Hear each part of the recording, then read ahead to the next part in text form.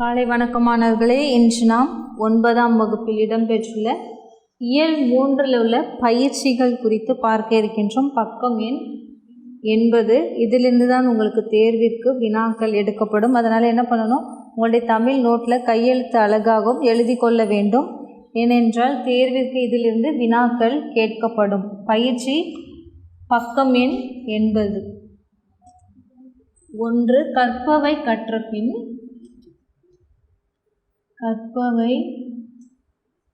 கற்றபின் வல்லினம் மிகலாமா. First Rome letter வல்லினம் மிகலாமா.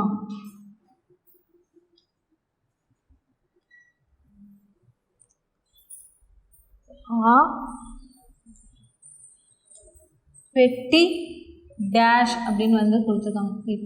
அப்போது நம்ம வல்லின எழுத்துக்கள் என்னென்ன, கசட தபர வல்லினம். அப்போது இங்கெல்லாம் என்ன பண்ணணும்னா வல்லின எழுத்துக்களை இட்டு எழுத வேண்டும். பெட்டி செய்தி, அப்போ இங்கே என்ன எழுத்தானது வரணும், பெட்டி செய்தி. அப்போ இச்சு இங்கெல்லாம் நம்ம வல்லின எழுத்துக்களை சேர்த்து எழுதணும். அதுக்காக தான் நமக்கு இந்த பயிற்சியை கொடுத்துருக்காங்க. அடுத்தது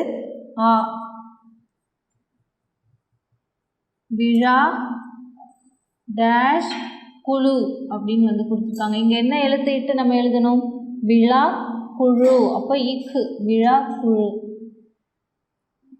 அடுத்தது கிளி டேஷ் பேச்சு. இப்போ இங்கே என்ன எழுத்து இட்டு எழுதணும், கிளி பேச்சு. அப்போ இப்பு. அடுத்தது தமிழ் டேஸ் தேன். தமிழ் தேன். அடுத்தது தை டேஸ் பூசம். தை பூசம் இப்பு தை பூசம். அடுத்தது கூட டேஷ் கொடு அப்படின்னு கொடுத்துருக்காங்க. அப்போ என்ன வல்லின எழுத்தை இட்டு எழுதலாம் நம்ம, இக்கு கூட கொடு. அடுத்தது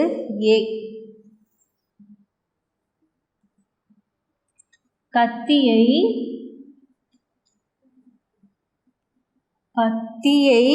விட டேஷ் கூர்மை. அப்போ இங்கே என்ன எழுத்தை நம்ம இட்டு எழுதணும், வல்லின எழுத்து கத்தியை விட இக்கு கத்தியை விட கூர்மை. அடுத்தது கார் டேஷ் பருவம். இப்போ இங்கே என்ன எழுத்தை இட்டு எழுதணும், கார் பருவம் இப்பு கார் பருவம். அடுத்தது 2வது தொடர் தரும் பொருளை கூறுக. 2 சொல்லு கொடுத்துருப்பாங்க. அந்த சொல்லுக்கான பொருள் என்ன அப்படின்றத நம்ம கண்டுபிடிக்கணும்.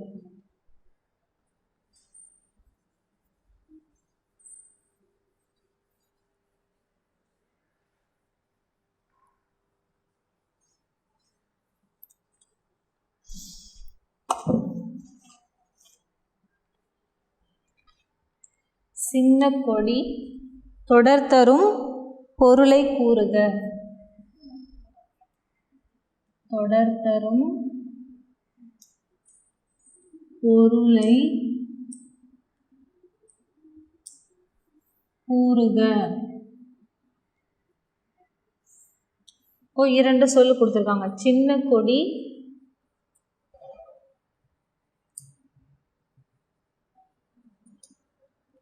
சின்ன கொடி என்பதன் பொருள் சின்னத்தை உடைய கொடி. இங்க என்ன எழுதணும், சின்னத்தை உடைய கொடி. 2வது சின்ன கொடி இங்க வல்லினமானது மிகவில்லை. இக்கு என்ற வல்லினம் இங்க மிகுந்து வந்திருக்கு. ஆனால் இங்க இக்கு என்ற வல்லினம் மிகுந்து வரல. அப்போ இதனுடைய பொருள் என்ன அப்படின்னு நம்ம எழுதணும். அப்போ சிறிய கொடி. அடுத்தது தோப்புகள். தோப்புகள் இதுக்கு என்ன பொருள் அப்படின்னு பார்த்தீங்கன்னா, தோப்பிலிருந்து கிடைக்கும், தோப்பிலிருந்து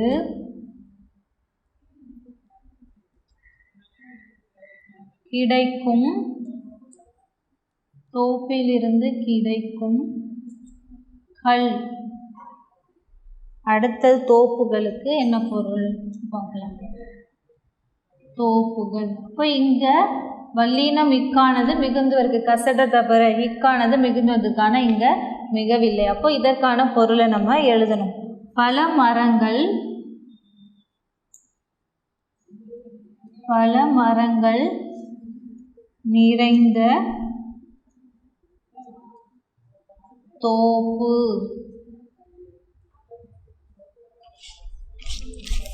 அடுத்தது மூன்றாவது ஈ.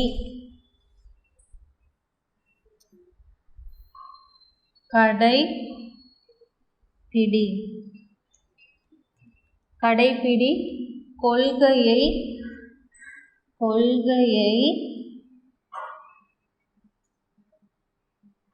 கடைப்பிடி, கொள்கையை கடைப்பிடி.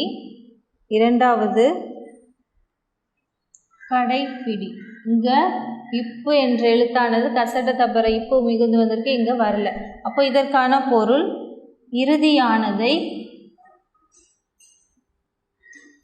இறுதியானதை பிடி.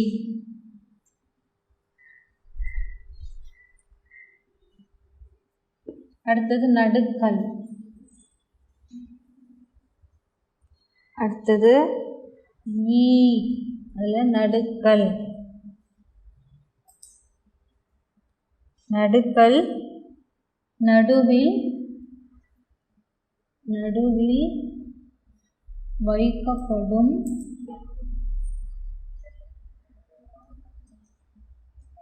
கல். அடுத்த நடுகள் என்னது? ஒவ்வொரு சொல்லிலையும் ஒன்று வல்லினம் மிகுந்து இருக்கும், மற்றொரு சொல்லில் வல்லினம் மிகாமல் இருக்கும். அப்போ நடுகள். நடுகள் என்பது இறந்தோரின், இறந்தோரின் நினைவாக, இறந்தோரின் நினைவாக வைக்கப்படும், வைக்கப்படும் கல். இதுவரைக்கும் போதும். தொடர் தரும் பொருளை கூறுக. அடுத்தது கைமாறு என்ற சொல் கொடுத்துருக்காங்க. கைமாறு அப்படின்னா பதிலுதவி செய்தல். இரண்டாவது கைமாறு உன் கையை பிறரிடத்தில் மாற்று. ஊ. அடுத்தது கடைசி பொய்ச்சொல். முதல் இதுக்கு பொய்யாக சொன்ன சொல், இரண்டாவது பொய்யை சொல். அடுத்ததாக பலவுள் தெரிக. பக்கம் எண் 81. புத்தகம் வைத்துள்ளவர்கள் புத்தகத்தில் எழுதி கொள்ள வேண்டும். தேர்விற்கு வினாக்கள் இதிலிருந்து தான் கேட்கப்படும்.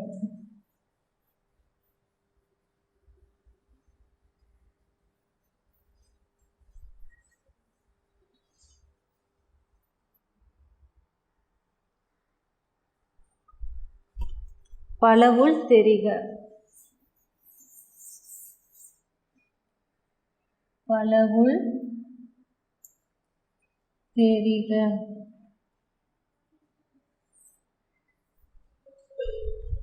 பொருந்தாத இணை எது? முதலாவது பொருந்தாத இணை எது அப்படின்னு கேட்டிருக்காங்க இல்லையா? அப்போது இங்கே நிறைய விடைகள் கொடுத்துருக்காங்க. ஏறுகோள், எருது கட்டி. இதெல்லாம் ஏறுகோள், எருது கட்டி இது இதனுடைய தொடர்புடைய சொல். ஆதிச்சநல்லூர், அரிக்கமேடு. அப்போ அகலாய்வு நடந்த இடங்கள். இதில் தொடர்பில்லாத சொல் திருவாரூர், கரிக்கையூர். திருவாரூர் புத்தகத்தில் என்ன பண்ணுங்க, பென்சிலால் குறித்து கொள்ளுங்கள். திருவாரூர், கரிக்கையூர். திருவாரூர், கரிக்கையூர்.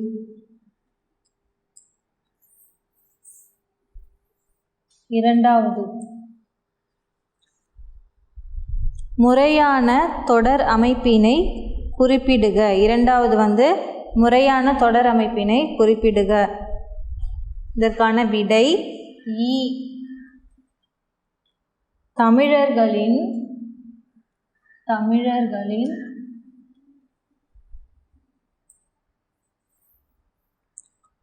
தொன்மையான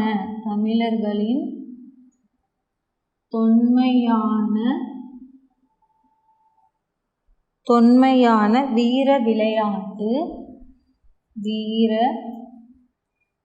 விளையாட்டு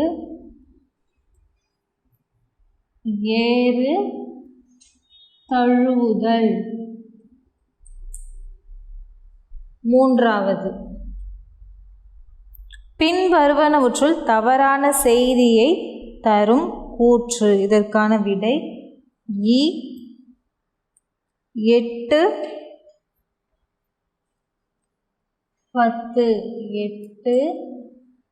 10 ஆகிய எண்ணுப்பெயர்களின்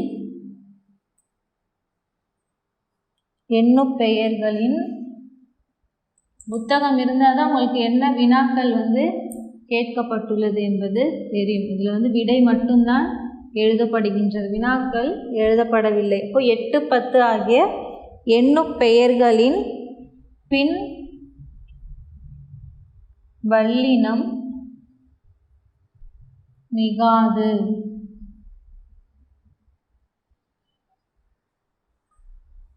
அடுத்தது 4வது, ஐம்பெருக்குழு எண் பெயராயம் சொற்றொடர்கள் உணர்த்தும் இலக்கணம். இது ஐம்பெரும் குழுனா 5 என்ற எண்ணிக்கையை குறைக்கிறது. எண் என்பது 8. அப்போது இதற்கான விடை தொகை சொற்கள். ஈ. தொகை சொற்கள்.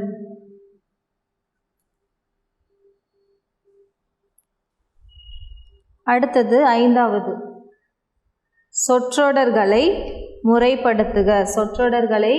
முறைப்படுத்துக. தழுவி பிடித்தல் என்கின்றது. இப்போ நம்ம இதற்கான விடை என்னன்னு பார்த்தீங்கன்னா, முதலாவது ஆ ஈ. ஏறு தழுவுதல் என்பதை தமிழ் அகராதி தழுவி பிடித்தல் என்கின்றது. அப்போ நம்ம எப்படி எழுதணும்? இதற்கான விடை ஆ ஈ. அடுத்தது குருவினா.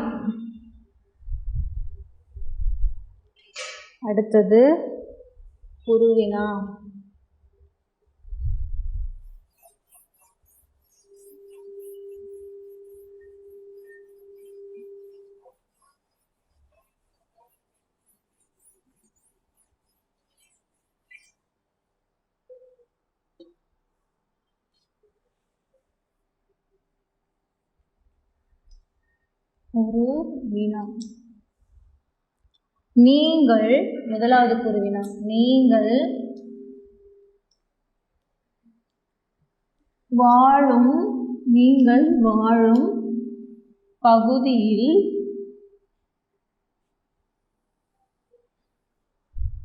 ஏறு தழுவுதல்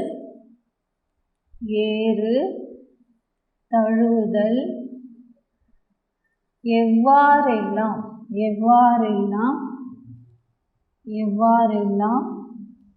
ஏறு தழுவுதல்னா அது ஜல்லிக்கட்டு தான் ஏறு தழுவுதல்வாங்க. அப்போ எவ்வாறெல்லாம் அழைக்கப்படுகிறது.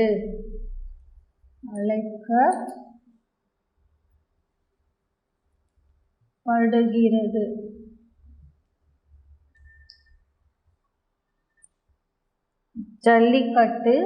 விடை சல்லிக்கட்டு. மஞ்சு விரட்டு.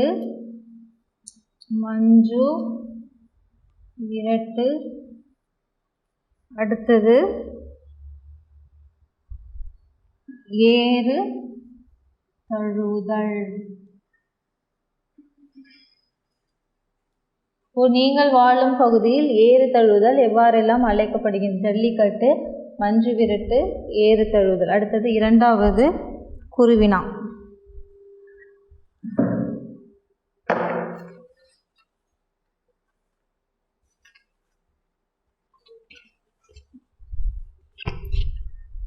இரண்டாவது குருவினா தொல்லியல் சான்றுகள்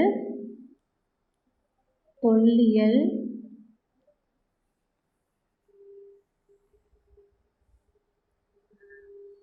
சான்றுகள் தொல்லியல் சான்றுகள் காணப்படும் தொல்லியல் சான்றுகள் காணப்படும் இடங்களை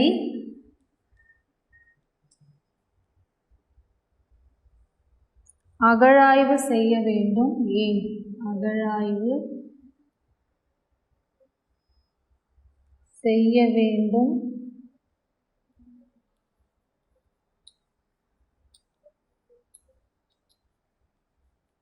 ஏன்? இப்போ மண்ணை தோண்டி பார்ப்பது விதை. மண்ணை தோண்டி பார்ப்பது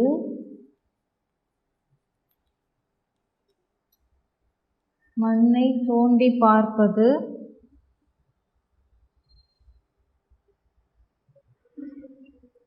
பார்ப்பதற்கு மண்ணை தோண்டி பார்ப்பதற்கன்று.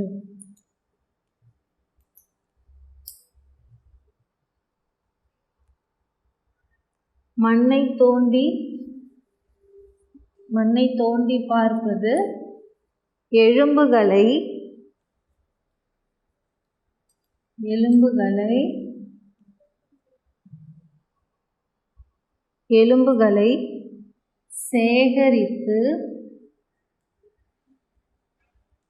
எலும்புகளை சேகரித்து பார்ப்பதற்கன்று.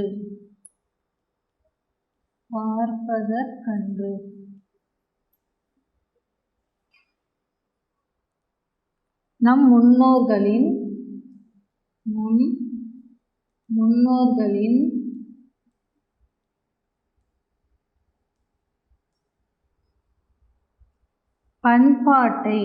முன்னோர்களின் பண்பாட்டை எண்ணி பார்ப்பதற்கு. நம் முன்னோர்களின் பண்பாட்டை எண்ணி பார்ப்பதற்கு.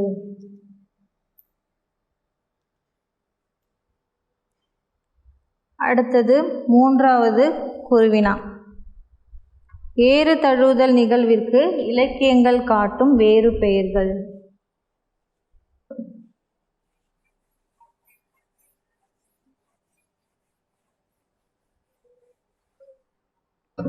மூன்றாவது ஏறு தழுவுதல்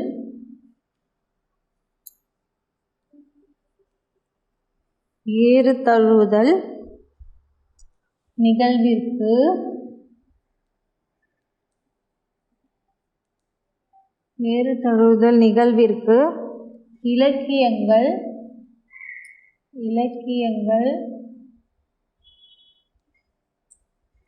காட்டும் வேறு பெயர்களை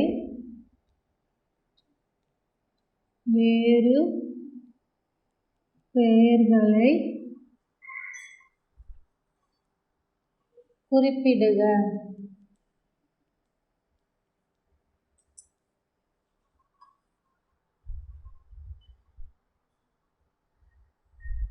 ஏறு தழுவுதலை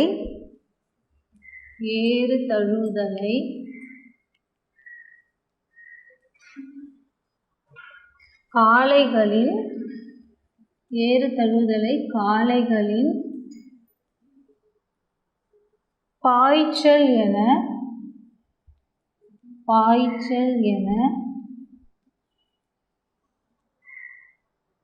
எடுத்துரைக்கிறது.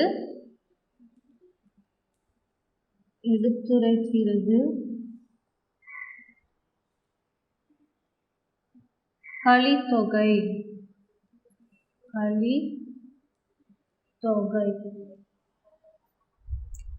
அடுத்தது நான்காவது குருவினா பலமணல் மாற்றுமின்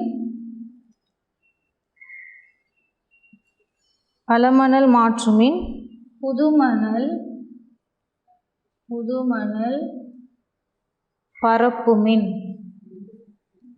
பரப்புமின் இடஞ்சுட்டி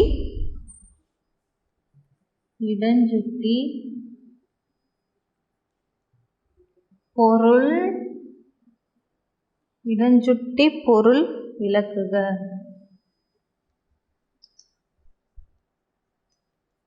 இதுக்கான விடை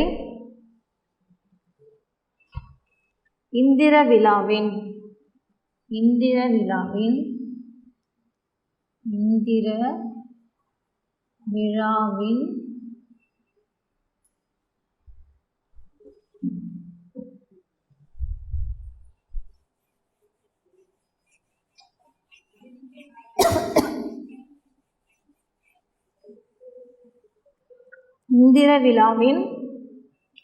முன்னேற்பாடுகளுள்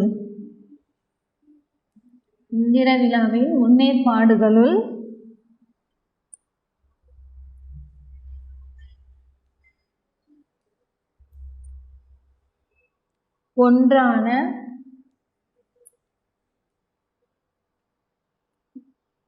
வீடுகளின்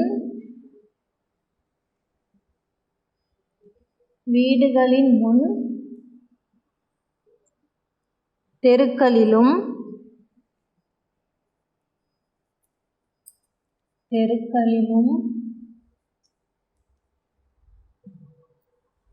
மன்றங்களிலும்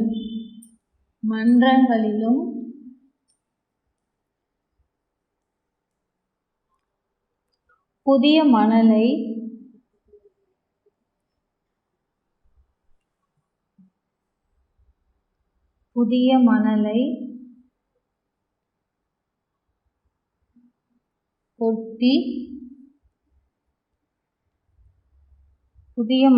கொட்டி விழா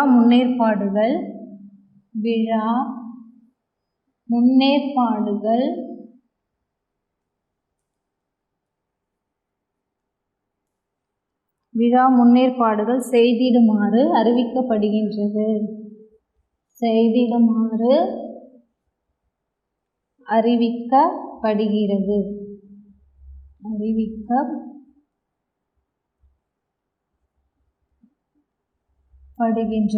அடுத்தது 5வது குருவினா.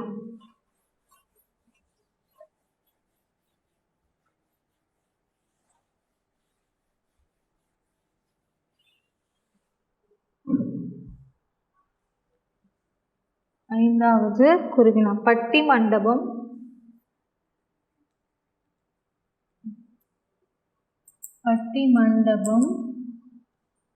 பட்டிமன்றம்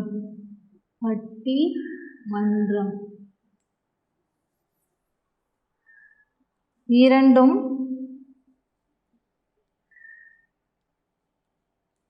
ஒன்றா விளக்கம் தருக.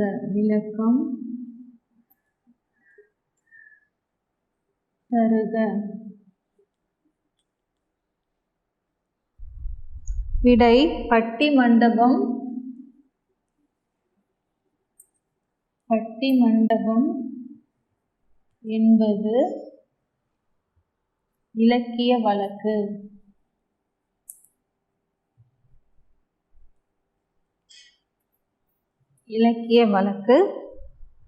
ஆனால் இன்று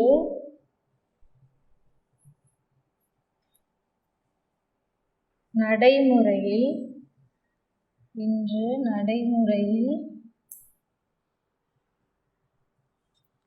பலரும்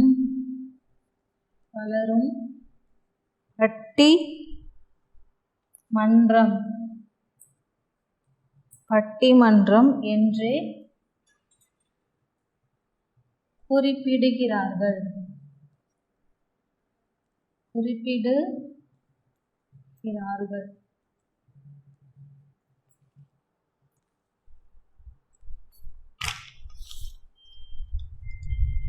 அடுத்தது இந்த குருவினாவினுடைய தொடர்ச்சியை நாம் மற்றொரு வகுப்பில் பார்ப்போம்.